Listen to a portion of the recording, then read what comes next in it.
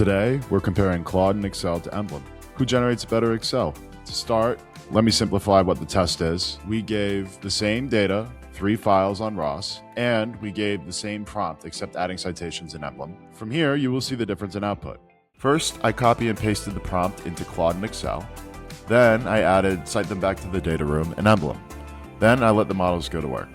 As you see, Claude generates directly in Excel, but unfortunately it overloaded in the middle of building this financial model.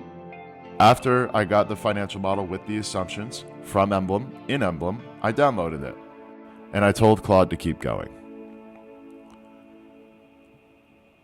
Once I opened the model, I wanted to check for 3 main things and 1 for fun. The first one was 2023 revenue. That way I could correctly underwrite this LBO. The second thing I checked was the fun one, which was 2024 CapEx for Ross stores. Directly pulled it.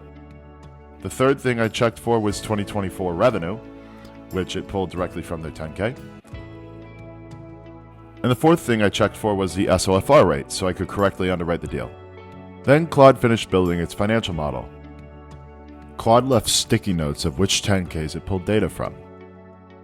Want to see them? Comment view on this post and we'll send them both to you directly. Emblem, the investor operating system.